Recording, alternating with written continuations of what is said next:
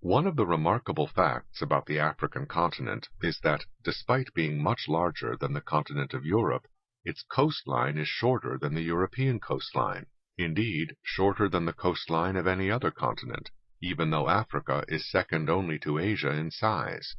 This anomaly reflects Africa's lack of the numerous coastal indentations which form natural harbors in Europe, providing places where ships can dock, sheltered from the rough waters of the open seas, thereby enabling European countries to become maritime nations early in their history. In addition to a dearth of harbors, parts of sub-Saharan Africa have shallow coastal waters, so that maritime trade has often had to be conducted by the costly method of having ships anchor offshore, with their cargoes being unloaded onto smaller vessels, which could then make their way to land through these shallow waters. Africans have generally not been seafaring peoples, except in the Mediterranean, or in parts of East Africa where these geographic constraints have not been as severe. Much of Africa, and especially sub-Saharan Africa, has developed without the benefits of a large maritime trade and the consequent stimulus of economic and cultural interchanges on a large scale with various and disparate peoples. While there has been for centuries some trade between sub-Saharan Africa and Europe, or with the peoples of North Africa and the Middle East, international trade has generally played a relatively smaller part in the total trade of Africa, as compared to other continents, not only because of a dearth of harbors, but also because of a dearth of navigable rivers reaching into the interior of the continent from the sea. River mouths opening into the sea have been blocked by sandbars in some places, and in other places the few good harbors have been connected to hinterlands that were not very productive, and so have had little to offer in trade. Thin coastal plains, averaging only 20 miles in width and often backed by steep escarpments, have likewise provided little basis for large-scale international trade, even where other conditions might permit it. Low and irregular rainfall over many parts of Africa fill rivers and streams to a navigable depth only intermittently, and even when filled, many rivers and streams are navigable only by smaller boats or barges, not ocean-going vessels. Where the volume of water is sufficient for navigation by sizable vessels, the many rapids and waterfalls of Africa still impede international trade. The Zaire River, for example, is 2,900 miles long and has a volume of water second only to that of the Amazon, but its rapids and waterfalls near the sea prevent ocean-going ships from reaching inland.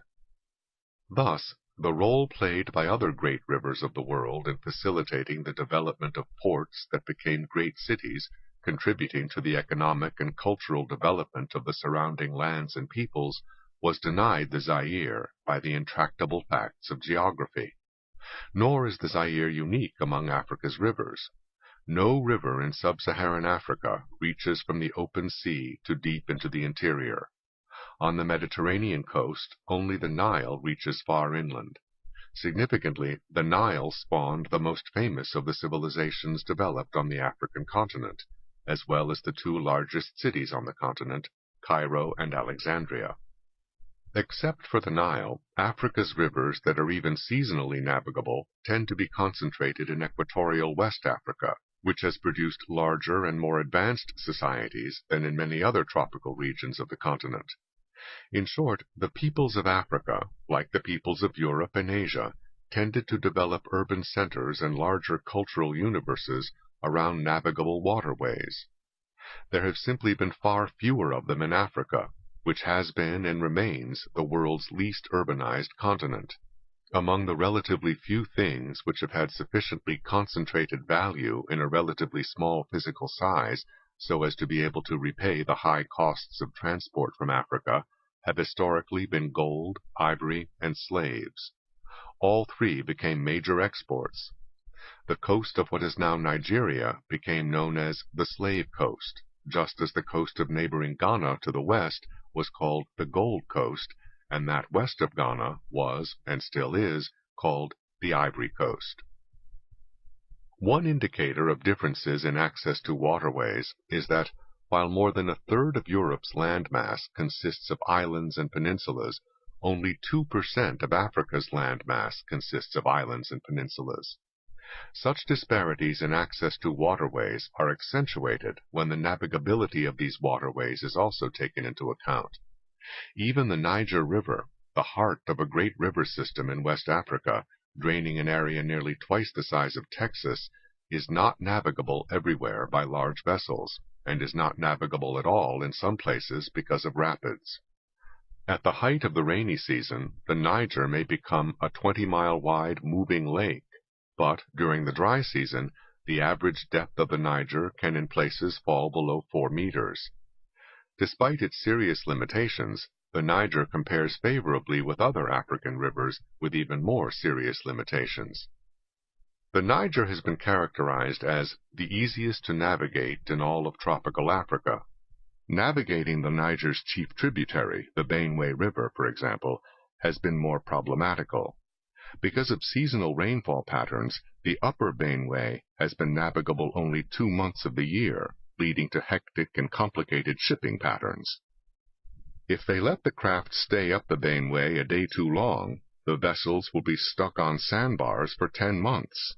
Yet if through caution or misinformation they withdraw the fleet too soon, much valuable merchandise is left behind and can only be evacuated by land at much greater cost. The first boats to go in are the commercial canoes, then follow the larger craft, and finally, when there is sufficient water at Lokoja, the largest power craft and their barges sail up the river as fast as possible. Towards the end of the short season, the large craft have to come out first because of the fall in the level of the water. The medium-sized craft follow, and the small canoes may continue for some time evacuating small quantities of produce. Drastic changes in water levels are common in other West African rivers and streams. The Senegal River has been characterized as precariously navigable, and only during some months at that. Like the Niger, the Senegal is not only subject to large seasonal changes in water flow, but also contains rocks and rapids. In East Africa, such rivers as the Zambezi are navigable only for relatively short stretches. One reason for the drastic seasonal changes in water levels in African rivers is that tropical Africa is one of the few large regions of the world without a single mountain range to collect snow, whose later melting would supplement rainfall in maintaining the flow of streams and rivers. Rivers in tropical Africa are wholly dependent on rainfall, and that rainfall is itself highly undependable, not only from one season to another, but also from one year to the next. The term navigable can of course mean many things. In some of the rivers of Angola, for example, it means navigable by boats requiring no more than 8 feet of water, and in parts of West Africa during the dry season, even the Niger will carry barges weighing no more than 8 tons. By contrast, ships weighing 10,000 tons can go hundreds of miles up the Yangtze River in China, and smaller vessels another 1,000 miles beyond that. Aircraft carriers can go up the Hudson River and dock at a pier in mid-Manhattan. Navigable rivers in Africa seldom mean anything approaching that. Even the Nile was unable to handle the largest vessels in Roman times. Moreover, because so much of tropical Africa consists of high plateaus, almost the entire continent is more than 1,000 feet above sea level, and half the continent is more than 2,500 feet above sea level, African rivers must plunge greater vertical distances to reach the sea, making them less navigable en route. While the Amazon River falls only about 20 feet during its last 500 miles to the sea, the Zaire River drops about 1,000 feet in 250 miles as it approaches the sea. As a geographer has put it, the African continent is cursed with a mesa form which converts nearly every river into a plunging torrent. However impenetrable much of the interior of sub-Saharan Africa may have been to large ocean-going ships, the continent's coastal waters have been plied by smaller boats, which could and did go inland as well, being unloaded and carried around waterfalls. Shipments from ocean-going vessels could also be loaded onto smaller craft for transportation into the interior on rivers. Local waterborne traffic between inland locations was likewise possible by carrying boats and their cargoes around rapids and waterfalls. Sometimes these boats and cargoes were carried from one river to another, thereby expanding the reach of commerce. For example, an overland route requiring 25 days of porterage on land connected the Niger and the Senegal rivers in centuries past. Moreover, even rivers beset with cascades and waterfalls may have navigable stretches that add up to considerable distances, hundreds of miles on the Senegal and more than 1,500 on the Zaire, even though these are not continuous distances. Thus, the various regions of Africa were not hermetically sealed off from one another or from the outside world, but both the volume and the variety of trade, as well as the distances involved, were nevertheless severely curtailed in comparison with more geographically fortunate regions of the world, where heavy and bulky cargoes of coal, ores, and grain could be shipped long distances in continuous river and ocean voyages. A late 20th century comparison of the transportation costs of grain in several Asian and African nations found that these transport costs were a higher proportion of the total price paid for grain by consumers in Africa. Moreover, such statistics do not capture the effect of transport costs on grain that was never shipped in the first place, precisely because higher shipping costs would have made it prohibitively expensive.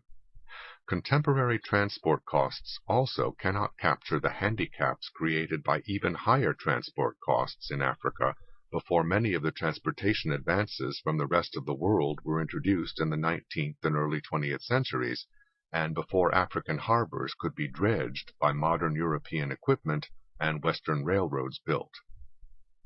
While it is true, as an historian has said, that a considerable portion of West Africa was part of a hydrographic system that was ultimately connected to the Atlantic, the limitations of that system are a part of the story that cannot be omitted without serious distortion. Moreover, the distances between the interior hinterlands and the open seas are greater in Africa than in Europe, for example, while the means of covering those distances are much more limited by geography in Africa.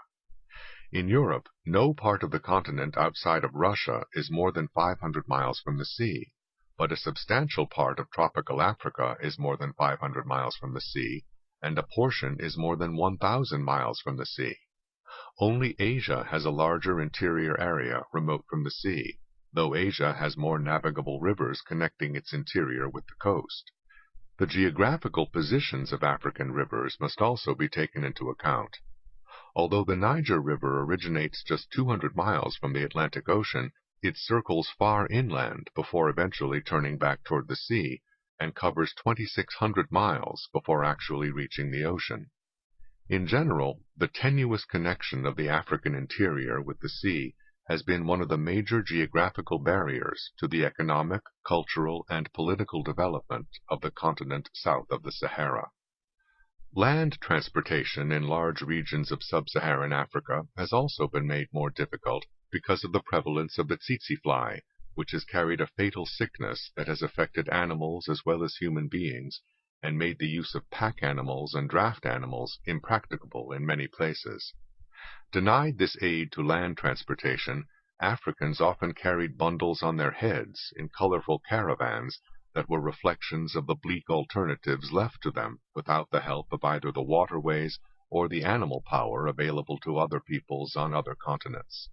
Expensive transportation provided by human beings limited what could be carried, how far it could be carried, and how fast. In addition to the physical limitations, there were narrower limits imposed by economics as to what items contained enough value in a relatively small space to repay the costs of this expensive method of transport. The lack of animals' muscle power in tropical Africa has been felt not only in transportation but also in farming. A dearth of draft animals in farming often meant not only a loss of muscle power, but also a dearth of fertilizer. The latter has been especially important in those parts of the continent where soils have been very much in need of fertilizer, because their low nutrient content and proneness to erosion meant that their fertility was easily exhausted by cultivation. Rainfall patterns in parts of Africa, long dry spells followed by torrential downpours, increase erosion, since dried, baked soil is more easily washed away.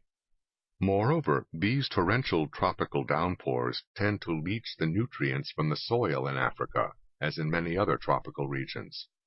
Finally, the tropics provide a disease environment in which many more deadly diseases may flourish than in temperate zones, or in mountainous tropical regions that have more temperate climates because of their heights. For example, 90% of all deaths from malaria in the world occur in sub-Saharan Africa. Even a listing of individual geographical disadvantages in Africa may understate the handicap they represent in combination. For example, the problem of poor water transportation, while serious in itself, is still more serious in combination with poor land transportation across much difficult terrain without the aid of pack animals. The highly variable rainfall patterns become more serious in view of where the rain falls. A geographical study of Africa found plenty of water available where it cannot be used, and a scarcity where it is most needed.